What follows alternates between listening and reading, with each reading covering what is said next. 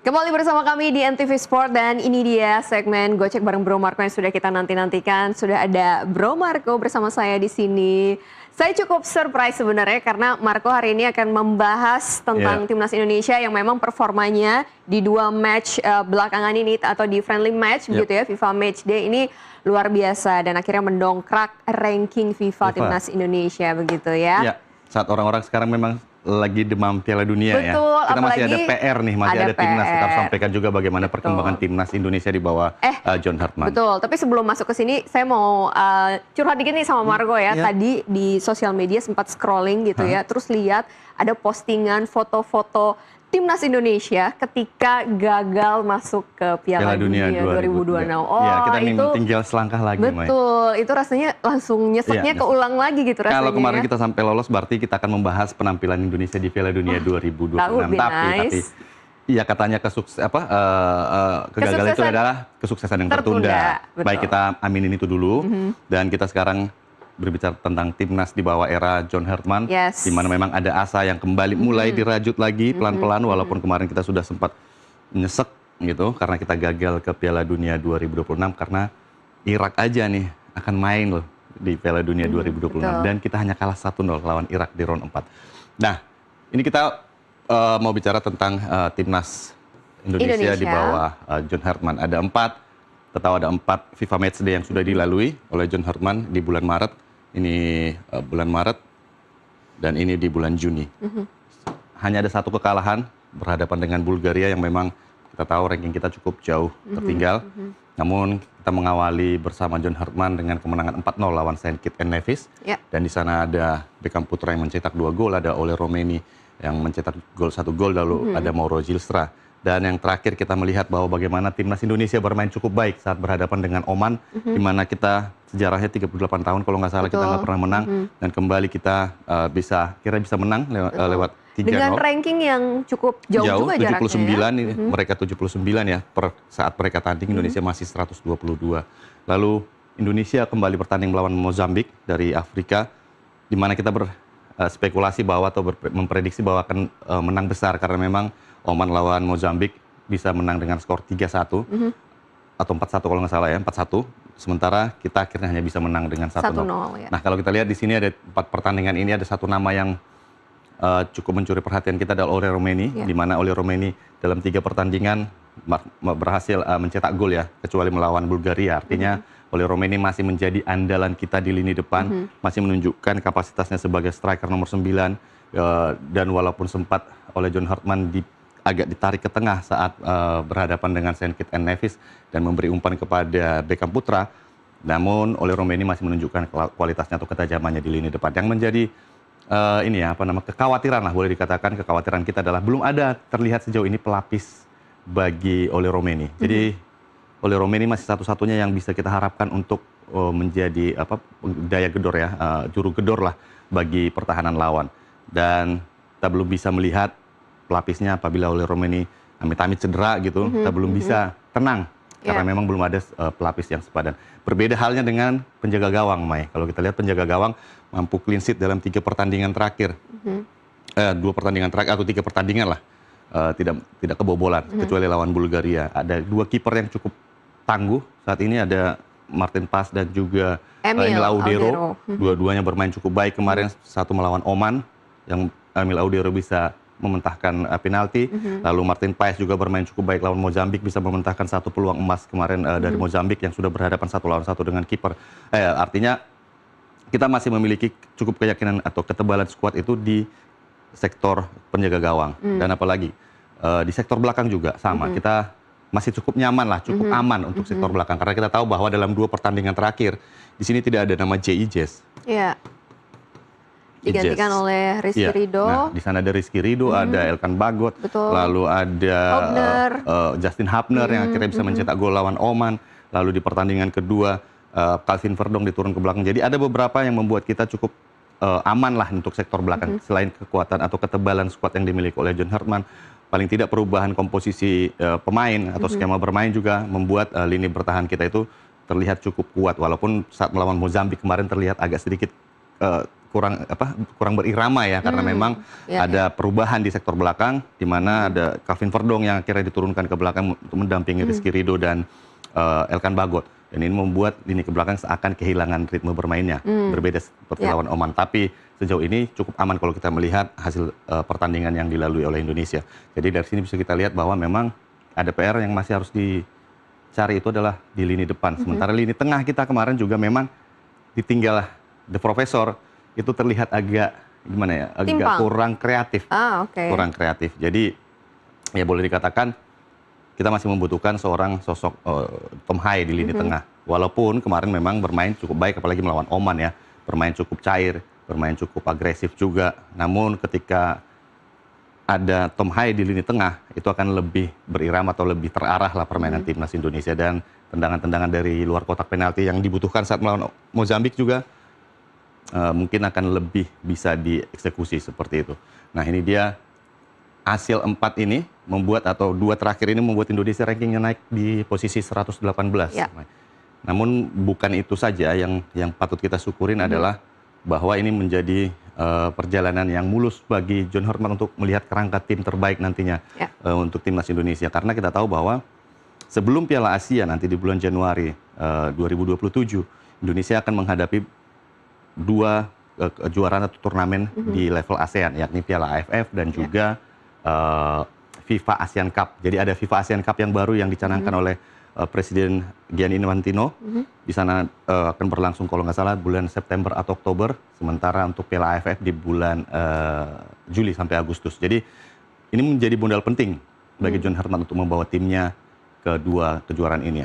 Namun walaupun tidak semua pemain yang akan tampil kemarin itu bisa tampil di Piala AFF, karena pemain-pemain dari Eropa seperti Justin Hub dan segala macam itu mereka tidak bisa tampil karena memang dalam sesi pramusim misalnya tidak akan dilepas. Dan aturan klub juga mungkin karena ini bukan agenda, kecuali nanti bukan agenda FIFA. Betul sekali. Nah, Marco, dari nama-nama yang disebutkan ini, salah satu yang memang mencolok tadi sudah disebutkan bahwa ada nama Oli Romani. Bagaimana dengan Joy Pelupesi sendiri, Marco? Ya, Joy Pelupesi sejauh ini memang masih menjadi sosok yang dibutuhkan untuk sebagai pemutus serangan di lini tengah.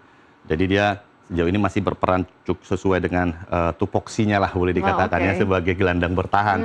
Dan dia kemarin bisa dipasangkan dengan Calvin Verdong juga bermain cukup baik. Dia dipasangkan dengan Tom Hai juga bermain cukup baik. Bahkan ketika bermain dengan Ivar Jenner saat melawan Oman, dia juga bermain cukup baik untuk bisa memutus serangan dari depan ke lini belakang. Nah, ini menjadi peran yang masih konsisten dimainkan oleh Joy Pelupesi. Seperti itu, Mai. Jadi sepertinya memang John Herman sudah melihat kerangka yang cocok ini seperti apa begitu ya, Marco, mengingat sejauh ini kita udah bisa meraba-raba itu dia, yang diharapkan oleh John Herman. Nah, di luar itu juga ada yang menarik dari bagaimana John Herman menangani timnas Indonesia dalam 4 pertandingan terakhir. Apa itu, Marco? Apalagi khususnya dalam 2 pertandingan terakhir, di mana muncul panggung wonderkid atau pemain-pemain muda. Dia tidak khawatir atau tidak ragu untuk menurunkan pemain-pemain muda. Bahkan ada Matthew Baker di sini yang masih 17 tahun, dia debut saat berhadapan dengan Oman, mendapatkan menit bermain 10 menit, dan saat ini masih main untuk timnas U19 di melawan Australia di Piala AFF U19, dan dia menjadi pemain dengan usia termuda yang menjalani debut di timnas senior, mengalahkan Arkan Kaka. Dan ini menjadi sebuah dia hanya bermain 10 menit sebenarnya, 10 menit dalam pertandingan melawan Oman. Namun ini berarti cukup besar, punya arti yang cukup besar bagi Matthew Baker. Yang pertama tentu memiliki caps di timnas atau tim senior itu menjadi kebanggaan setiap pemain. Yang kedua, ya ini mungkin bisa jadi upaya Indonesia untuk mengikat Matthew Baker, karena dia kan masih mungkin untuk bermain untuk Australia. Tapi ketika sudah bermain dengan timnas Indonesia, akan lebih besar kemungkinannya untuk bergabung dengan timnas Indonesia, seperti itu. Dan yang kedua tentu saja ini akan menjadi modal ke depannya, Mai. Karena usianya sangat muda, 17 tahun, bermain di timnas senior, ini tentu akan menjadi regenerasi ke depan untuk sektor belakang kita di timnas Indonesia. Lalu ada lagi Donitri Pamungkas, ini juga menarik, pemain Persija yang berusia 21 tahun, masih muda juga. Ini juga menjadi salah satu pemain yang paling disorot oleh John Herman, karena dia dicoba di beberapa posisi. Bermain di bulan Maret kemarin saat berhadapan dengan Saint Kitts and Nevis, bermain di sektor kiri. Kemarin berhadapan dengan Mozambik, dia bermain di kanan sebagai gelandang.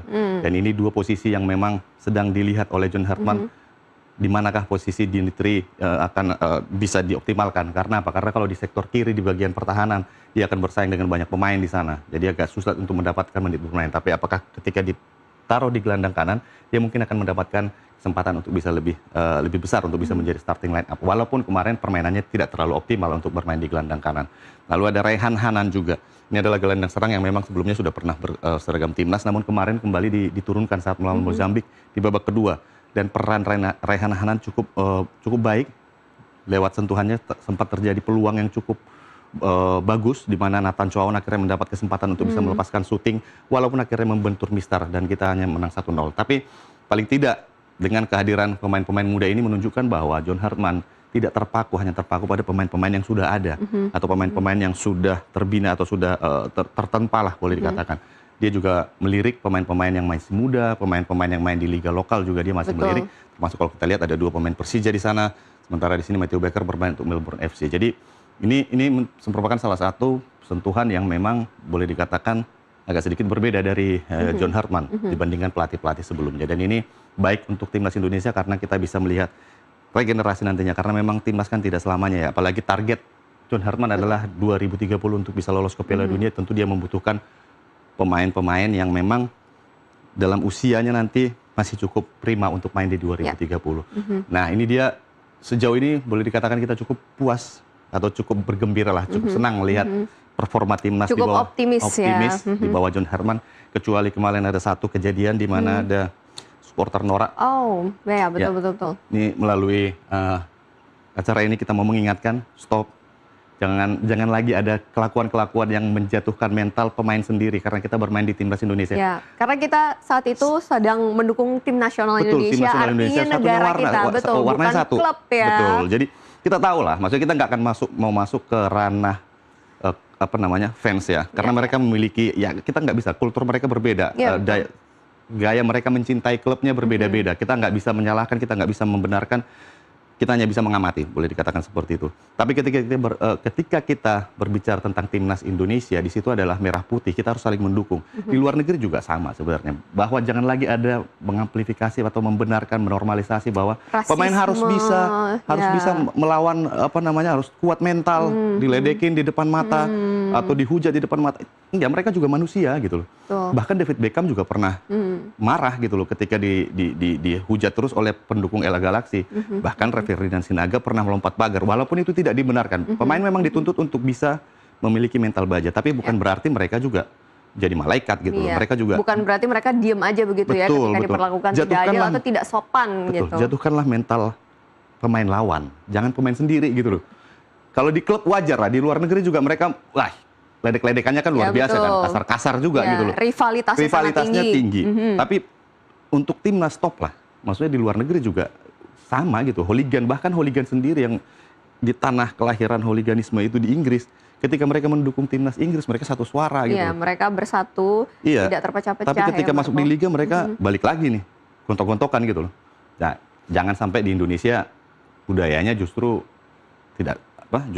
lebih buruk seperti itu. Jadi, betul. Oke lah, kita ketika berbicara dengan timnas, cobalah kita untuk mendukung. Kalau kita mengkritik, oke, kritik nggak apa-apa. Ketika mereka memang pantas dikritik gitu loh. Jangan ketika cuma jalan lewat doang langsung diteriakin kan.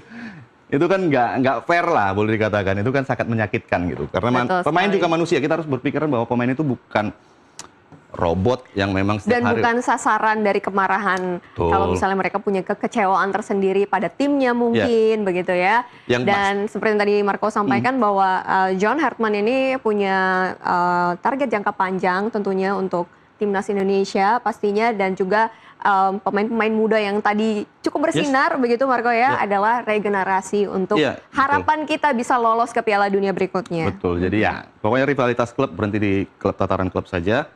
Di timnas kita jadi satu, merah putih aja kan gitu. Oke. Berikutnya saya nggak mau terlalu panjang soal itu karena terlalu ngasih panggung kepada supporter seperti itu nggak terlalu baik juga. Kita langsung aja ke slide ketiga. Gue Persija, gue Champions. Kebayang nggak yang ngomong siapa? seorang Sintayong. Sintayong. Tapi Sintayong ini juga adalah pelatih yang cukup memperhatikan atau menyoroti pemain-pemain muda, Marco. Ya, dia juga sebenarnya banyak mengorbitkan pemain-pemain muda ya, tapi dalam artian dia memiliki proses yang cukup panjang kan. Jadi dia memiliki waktu 5 tahun, lalu mempersiapkan bahkan untuk bermain di Piala AFF senior juga dia menurunkan pemain U23 karena memang dia ingin ada regenerasi di apa namanya di timnas Indonesia. Namun John Herman memulainya lebih awal seperti itu, dalam artian baru 4 pertandingan dia melihat, dia masukkan di timnas senior yang memang sudah bisa mengambil hati para fans. Iya, betul. Jadi ya sebenarnya nggak jauh berbeda gitu. Ini dilanjutkan, tren ini dilanjutkan, dan ya itu yang membuat kita menjadi lebih apa namanya lebih tenang lah. Maksudnya lebih memiliki asa lagi untuk timnas ini bisa melangkah lebih jauh. Nah, ini juga nggak jauh-jauh dari timnas walaupun sudah mantan.